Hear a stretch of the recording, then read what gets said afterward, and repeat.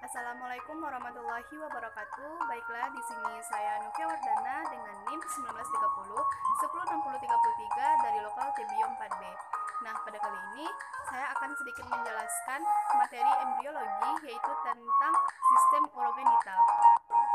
Ayat Al-Quran yang berhubungan dengan pembentukan sistem urogenital terdapat dalam Quran Surah Qaf ayat 16 yang berbunyi, A'udzu billahi minasyaitonir rajim.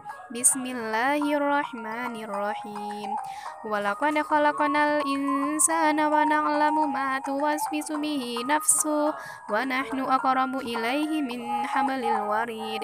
Yang artinya, dan sungguh kami telah menciptakan manusia dan mengetahui apa yang dibisikkan oleh hatinya, dan kami lebih dekat kepadanya daripada urat lehernya.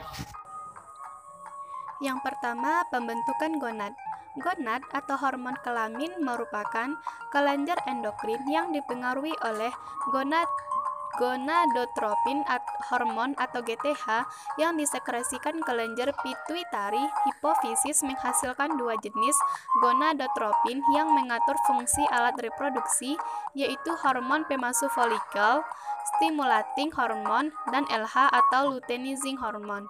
Pada setiap spesies tertentu, hipofisis penting selama kehamilan, sedangkan umumnya kehamilan dapat berjalan tanpa hipofisis. Mekanisme kerja hormon gonadotropin. Mekanisme kerja hormon tropik adenohipofisis, misalnya hormon gonadotropin atau hormon kelamin, merupakan mekanisme kerja hormon pada taraf seluler tergantung jenis hormonnya, mengikuti salah satu mekanisme berikut. Hormon berinteraksi dengan reseptornya yang mengakibatkan perangsangan atau penghambatan mengubah kecepatan sintesis siklik AMP dari ATP. Yang selanjutnya, siklik AMP ini berfungsi sebagai mediator intrasel untuk hormon tersebut, dan seluruh sistem ini berfungsi sebagai suatu mekanisme spesifik sehingga efek spesifik suatu hormon dapat terjadi. 2. Pembentukan ginjal. Ginjal merupakan organ sistem urinaria yang terletak di sebelah kanan dan kiri tulang belakang di luar organ peritoneum. Setiap ginjal ini mempunyai panjang 6-7,5 cm dan tebal 1,5-2,5 cm, yang mana pada orang dewasa beratnya kira-kira 140 gram. Ginjal terdiri atas struktur halus kurang lebih 1 juta nefron pada setiap ginjal. Siklik AMP mempengaruhi berbagai proses dalam setiap sel, dan efek akhirnya bergantung dari kapasitas serta fungsi dari sel tersebut. Siklik AMP menyebabkan aktivasi enzim-enzim protein kinase yang terlibat dalam proses fosforilasi pada sintesis protein dalam sel. Siklik AMP mempengaruhi kecepatan proses ini. Metabolisme siklik AMP menjadi 5-AMP dikatalisis oleh enzim fosfodiesterase yang spesifik. Dengan demikian, zat-zat yang menghambat enzim fosfodiesterase dapat menyebabkan timbulnya efek mirip hormon. Selanjutnya, tipe-tipe ginjal. Yang pertama yaitu tipe protonefros. Ginjal ini muncul pertama kali pada saat embrio. Bentuknya bersegmen dan letaknya jauh ke arah rongga tubuh. Setiap unit memiliki satu nefrotosma yang bermuara ke dalam selom. Tidak memiliki glomerulus. Pada ikan dan amfibi hanya ada pada tingkat larva dan hilang saat dewasa. Sedangkan pada reptil, alves, dan mamalia tampak sementara. Pada embrio kemudian segera menghilang. Ciri-ciri dari ginjal pronefros ini yaitu terdapat pada bagian leher hewan vertebrata, hanya pada ikan yang dipertahankan sampai dewasa, melakukan ultrafiltrasi darah yang dimasukkan ke zoelom, silia menggerakkan karion zoelom ke dalam nefrostom, melakukan reabsorpsi, dan limbah dimasukkan ke dalam kloaka.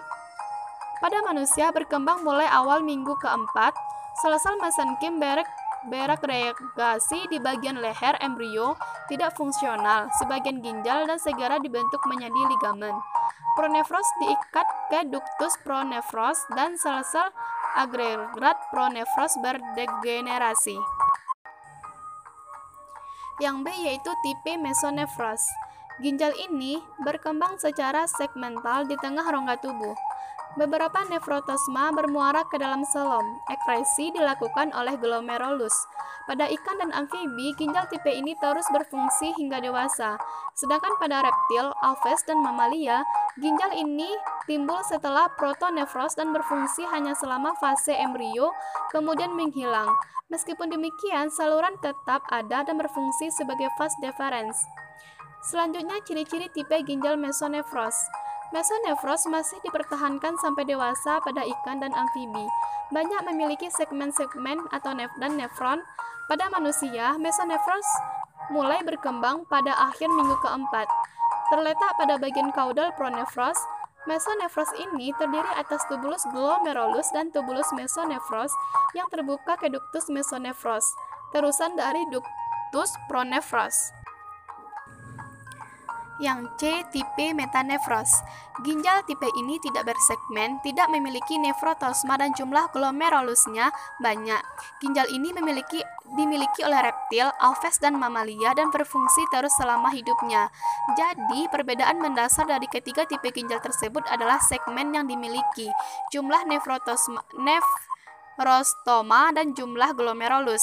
Adapun ciri-ciri tipe ginjal metanefros ini yaitu bagian yang paling posterior, ginjal permanen dipertahankan sebagai ginjal pada reptil, burung, dan mamalia, mulai terbentuk pada akhir minggu kelima, terbentuk dari kuncup ureterik dan mesenkim metanefrik, fungsional pada minggu ke-9. Yang ketiga, pembentukan dan diferensiasi saluran urogenital. Perkembangan sistem genital berasal dari genital ridge yang terdiri atas sel-sel germinatif primatif, epitel germinal, serta jaringan rate dari mesonefros. Awalnya, gonad ini bersifat bipotensi atau indiferen sehingga tidak bisa dibedakan antara ovarium dan testis.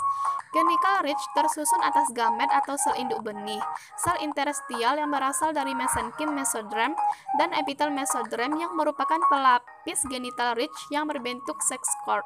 Genital ridge terbagi atas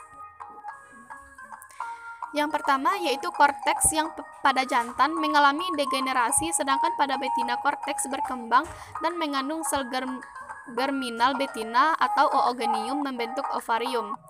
Medula yang pada jantan membentuk tubuli seminiferi yang terisi sel germinal jantan, spermatogonia, dan jaringan interstitial testis, sedangkan pada betina tidak berkembang. Saluran genital pada jantan terbentuk dari ductus Wolff atau ductus mesonefros yang bagian anterior menjadi ductus epididymis dan bagian posterior sampai di kloaka menjadi vas deferens.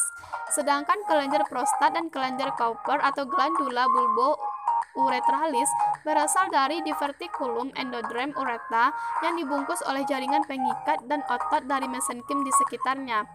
Kelenjar vesicula seminalis berasal dari diverticulum ductus Wolff dan penis berasal dari evaginasi ectoderm yang terbentuk bersama dan dengan terbawanya sinus urogenitalis dari kloaka sehingga penis mengandung ductus urogenitalis.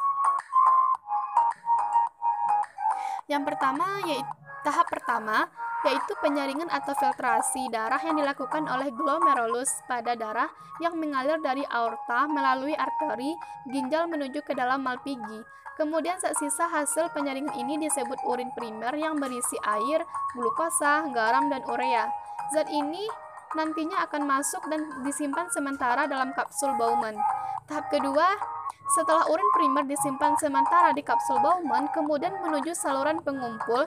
Dalam perjalanannya menuju saluran pengumpul, proses pembentukan urin masuk ke dalam reabsorpsi. Zat-zat yang masih dapat digunakan seperti glukosa, asam amino, dan garam-garam tertentu akan diserap lagi oleh tubulus proksimal dan lengkung Henle. Penyerapan kembali dari urin primer akan menghasilkan urin sekunder. Urin sekunder memiliki ciri berupa kandungan kadar ureanya yang sangat tinggi. Saluran genital betina berasal dari ductus Muller yang berasal dari perkembangan ductus paramesonefrus prepubius, kemudian menjadi saluran sendiri yang membentuk oviduk. Uterus dan vagina dengan dilapisi oleh jaringan pengikat dan sel mesenkim di sekitarnya. Ductus mular mempunyai ostium di ujung anterior untuk menampung ovum pada saat ovulasi. Disebut ostium tubae abdominal. Ductus mular kiri kanan bersatu di bagian posterior membentuk bagian uterus dan vagina, sedangkan klitoris berasal dari evaginasi ektoderm. Nah, sekian materi tentang pembentukan sistem urogenital pada video kali ini. Semoga bermanfaat. Terima kasih. Assalamualaikum warahmatullahi wabarakatuh.